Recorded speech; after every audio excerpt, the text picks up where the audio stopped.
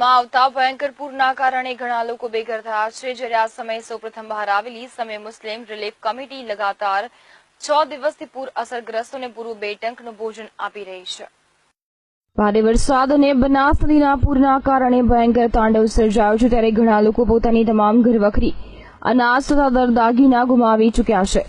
પોતાનો જીવ બચાવવા મજબૂરીમાં ઘર બહાર છોડી સ્થળાંતર કરવું પડ્યું છે, ત્યારે સમી ગામમાંથી અનેક વિસ્તારોમાંથી સ્થળાંતર કરેલા 2000થી વધુ વ્યક્તિઓની વારે સમી મુસ્લિમ રિલીફ કમિટી આવી છે। સૌપ્રથમ બહાર આવી આ 2000થી વધુ વ્યક્તિઓને લગાતાર 6 દિવસથી પૂરું પાડી રહી છે 2 ટંકનું ભોજન।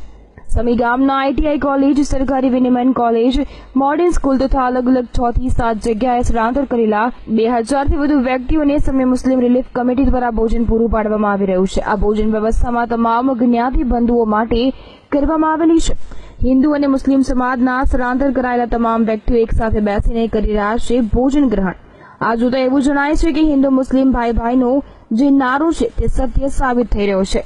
કોણ છે હિન્દુ અને કોણ છે મુસ્લિમ તે જોયા વગર એક માનવતાની દ્રષ્ટિએ સમી મુસ્લિમ રિલીફ કમિટી દ્વારા કાર્ય કરવામાં આવી રહ્યું છે। દેશની સરહદ પર હિન્દુ અને મુસ્લિમના નામે જે લોકો આતંકવાદ ફેલાવી રહ્યા છે તેમના માટે એક ઉદાહરણ સ્વરૂપ છે।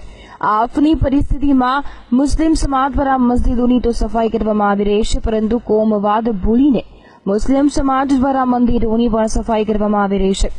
સમી મુસ્લિમ રિલીફ કમિટી બહાર આવી કોમી એકતાનું એક સચોટ ઉદાહરણ દર્શાવી રહી છે તથા સમી મુસ્લિમ રિલીફ કમિટી દ્વારા આ કાર્યો ઘણા સમયથી કરવામાં આવી રહ્યા છે। ગુજરાતમાં જે બનાસ નદીના નીર આવતા જે મેઘ તાંડવ સર્જાયું છે, ત્યારે સમી તાલુકો એમાંથી બાકાત નથી રહ્યો। સમીની અંદર મફતપુરા વિસ્તાર સહિત અનેક વિસ્તારોની અંદર પાણી ગરકાવ થઈ જતા હજારો લોકોને સ્થળાંતર કરવામાં આવ્યા હતા। જ્યારે સમીમાં સૌ પ્રથમ જો સેવાભાવી સંસ્થા જો બહાર આવી હોય તો સમીની મુસ્લિમ કમિટી। આજે મુસ્લિમ કમિટીના બિરાદરો મારી સાથે ઉપસ્થિત છે। શું રહ્યું, તમે જે ઘણા દિવસથી જે આ લોકોની સેવા કરી રહ્યા છો, શું કહેશો આપ? સાહેબ, ખરેખર છે ને બહુ દુઃખની વાત છે। આજે સેવાનું જે કામ અને 2 ટાઈમનું જે ભોજન છે, અમને પણ અમારું દિલ દુખે છે કે એવા લોકો બચારા આવે છે, અમારી સામે આંખમાંથી આંસુ નીકળી જાય છે કે એમને કોઈ દિવસ હાથ કોઈની સામે નથી લંબાયો। આજે એમની એવી પોઝિશન છે કે હાથ લંબાઈ રહી છે, અમને પણ દુઃખ થાય છે, પણ માલિક આ ખરેખર છે ને આ મુસીબત કોઈની સામે ના લાવે। કહી રહ્યા છે કે ઘણા એવા લોકો છે જે મધ્યમ વર્ગના લોકો છે જે કોઈની સામે હાથ ના લંબાઈ શકે, એ લોકોને પણ આ ભોજનનો સહારો લેવો પડે। મુસીબત છે ક્યારે આવે? તો ઇમરાનભાઈ, આપ પણ આ કમિટી સાથે, યુવા કમિટી સાથે જે ભોજન વ્યવસ્થા કરી રહ્યા છો, તો આપ શું કહેશો? ભોજન વ્યવસ્થા લગભગ તકરીબન 5 દિવસથી ચાલે છે અને આ એક અમારે ખિદમતે ખલ્કનું કામકાજ છે અને એ અમે કરતા જ રહીશું, કેમ કે નબી કરીમ સલ્લલ્લાહુ અલૈહિ વસલ્લમનો ફરમાન છે કે તમે જે લોકો મુસીબતમાં છે એમની હેલ્પ કરો, કેમ કે તો જ તમારા ઉપર અલ્લાહ રહેમ કરશે। અને એ જરૂરી નહીં કે મુસ્લિમ સમાજના જ હોય, ટોટલ સમાજના માટે, કેમ કે નબી કરીમ સલ્લલ્લાહુ અલૈહિ વસલ્લમ એ રહેમતુલ આલમીન બનાવીને મોકલ્યા છે અને એ ખાલી મુસલમાનો માટે નથી આવેલા, એ પૂરી દુનિયા માટે આવેલા છે। કહેવાય છે કે એક કોમી એકતાનું પ્રતીક છે કે કહેવાય સેવા કરવી એક ધર્મની નથી, બધા ધર્મના સાથે લોકો મળી।